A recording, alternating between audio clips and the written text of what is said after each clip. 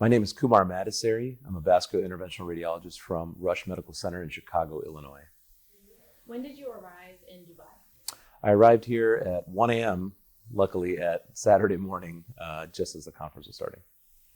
What sessions and workshops are you participating in?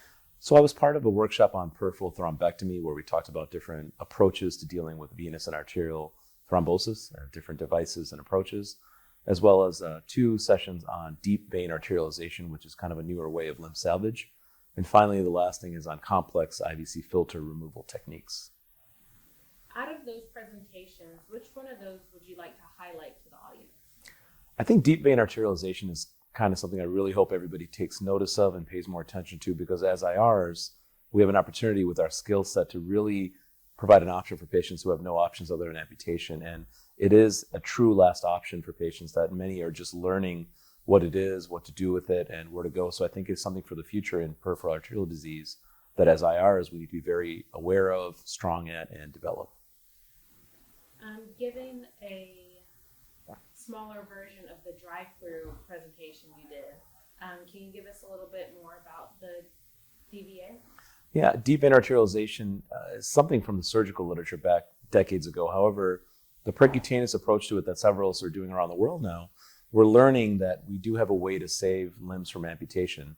There are some caveats to it, and we modify it and innovate it every few months or so is what it feels like. But now that we have data coming out from the proprietary system, we're learning that what we're doing off the shelf seems to have the same effect. And I think once it rolls off as a complete system around the world, we'll be able to adapt this more for patients. And we really need to consider this before a patient gets a BKA or an AKA.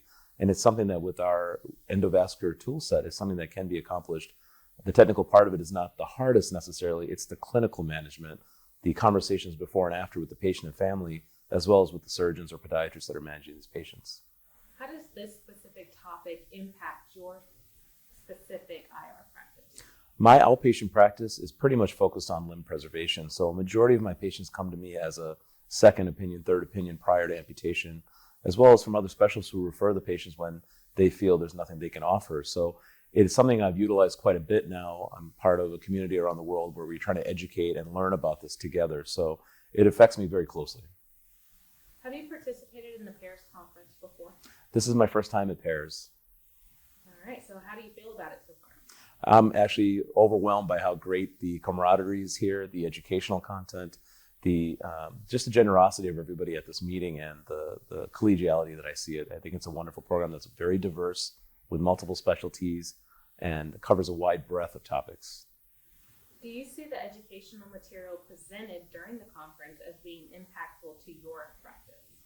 The great thing about meetings and conferences with all these experts and just generally good people is that we can learn every single day from each other. And I pick up tidbits from every session I'm part of and the ones I get to participate in. So I think it's very impactful to have so many people with such hard-hitting facts coming in at once between the drive-throughs, the workshops, and the main hall's lectures. So I think there's something for everybody here, and you are always learning, and you hopefully should be able to adapt your practice with it.